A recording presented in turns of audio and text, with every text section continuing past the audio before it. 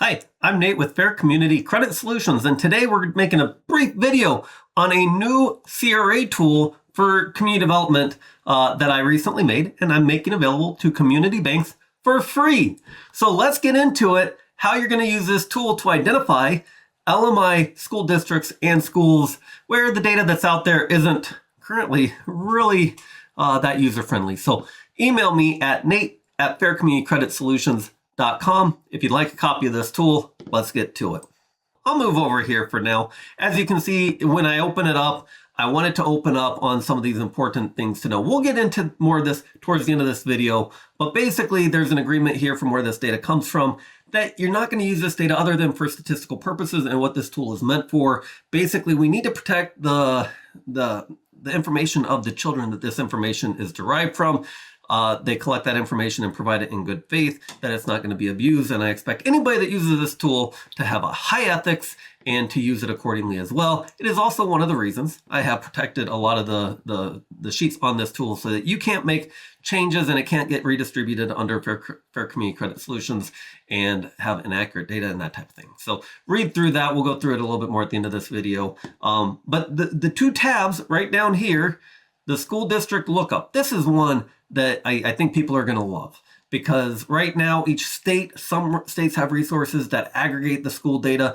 The proxy we're using is the free and reduced lunch program as a proxy for primarily LMI, so that we can get community services credit for CRA in our community development.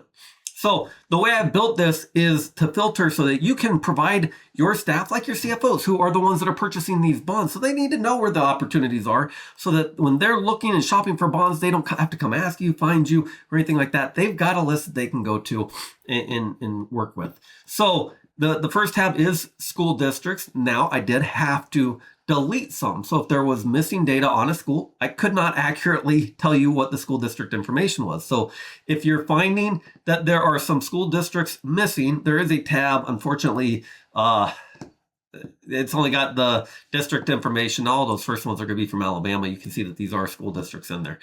You can try to find to see if that's what happened if you can't find the school district that you're looking for. So admittedly, this is an incomplete list because I cannot provide you accurate information on those school districts. So what is in here is complete information and accurate information to the best of my knowledge to get you credit for your CRA purposes. So here's how I intend you to use it. You're going to look for your area, for your state that you're working in, and you're going to look for opportunities for school district bonds, typically, so that we can get community development credit for our investments. So let's just say we're working in Iowa. So we're going to filter this. I've got the filter set up, even though the tab is secure and you can't make changes. I do have it set up so you can filter this because this is how I intend it to be used. So you're going to filter down to Iowa, and who knows? You're going to go to the counties that you're going to use. We're just going to pick some just for illustration purposes and to make this quick. Okay, so then it's going to filter down. Now this column G, percent free reduced lunch eligible, gives you the percentage. But for filtering purposes and what something I'll get to it for in a second, I also put a column of, is it primarily LMI or not? Anything above 50.00% has a yes. Anything at 50.00 or below, including 50.00, is not primarily LMI, so it's got an N. So right here, you can take this and say, okay, well, at least these counties that we've selected, here's our opportunities for bonds. We can control C that.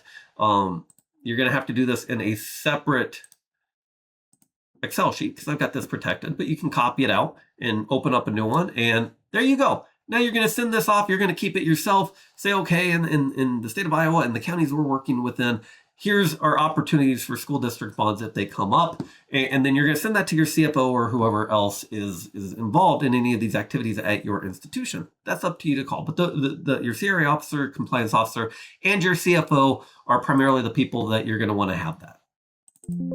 So unfortunately, whenever I use filters, I like to go up here and then just redo the tab to make sure I don't accidentally miss a filter because I've got it blocked. You can't do that, unfortunately. I had to restrict it though. So you're going to have to be real careful. Make sure as you do this, make sure you do the filters, look for the little arrow and make sure you reset those, since you can't do at least what I like to use as my shortcut. So that's how you're going to use the school district, and then you're going to go out and buy bonds that are for these school districts that are primarily LMI, and you're going to get a lot of investments, hopefully depending on what's available in your area. Now, because a lot of your activity type of services also fall into community services, the bucket, a lot of that goes into specific schools. So if you're going out and teaching financial literacy at a school, here is a page that you can look at, and you can filter this for states and look for opportunities, just like I showed you with the school district for your bonds as well. You can use this page in the same manner and provide it to those that are teaching financial education from your bank to say, here's the opportunities. If we can get into these schools, these are the ones we want to do first, so we can get credit. Makes sense. All right. And then you've also got a couple of information where information was deleted. So for two reasons, some schools did not have when we go out to nces.ed.gov, which is where the information comes from and the data is reported and taken from. If there was incomplete information, I couldn't calculate the school district. So this is the list of the districts that for that reason could not be included in this spreadsheet. So I want you to understand that so you can look up were there school districts in our area that aren't on this spreadsheet, so maybe it is missing opportunities for you. Unfortunately, I didn't build in the county and the state for you to filter that real easily. When I do next year's data, I will try to make sure to do that. For schools, I did keep that in. Luckily, it was more by default than my thinking ahead, but you can also figure out maybe there's schools that are missing from the list that are opportunities. Also, a lot of schools were taken out just because they don't have a lot of students. And because we're trying to protect students' information, if you will, and identities and what their situations are. If there were less than 10 students enrolled or less than 10 students that were listed as eligible for free and reduced lunch, we took that information out because the way the USDA looks at it is it's small enough information that somebody could kind of get a feel for stuff. If you look at the school district tab again, you'll notice for the same reason as I just mentioned, instead of doing the actual percent, I have over 90, and if it was less than 10, I have less than 10 listed in there. Again, that's because if a school district is 100% free and reduced lunch eligible, well, then you get information about any student attending that. So we use those thresholds because we saw that being used by some of the states, and then we take out the numbers so you can't manually calculate it as well. That is, again, to be ethically responsible and also protect ourselves legally as we distribute this. So you will notice those, and that is the reason beyond that. Beyond that, this should be a great tool. Hopefully everybody starts using this and it provides a lot of value to you. Again, on the front tab here, if you find anything that you feel is inaccurate, please email me at nate@faircommunicreditsolutions.com and let me know. I've done quality checks. I've done everything I can to try to make sure this is as accurate as possible with the limitations that I've discussed.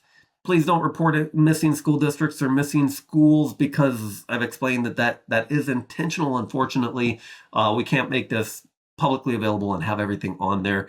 If you run into those situations, you can look up schools and aggregate the schools into school district information on that website, nces.ed.gov, if you run into those situations, but you'll have to do that manually. I can't give that to everybody for every situation because of the reasons I've said. So go through this, make sure you read this, make sure you agree with the agreement that comes from NCES, basically saying that you're only going to use this for statistical purposes, and it notes that if you try to determine the identity of anybody reporting their requirements or their eligibility for the free and reduced lunch programs, well, then you get in a lot of trouble. So please don't do that, and please don't get us in trouble. I think I've protected us and the worksheet as well as I possibly can, and still make this available to you. So with that, have at it, and we will see you next time.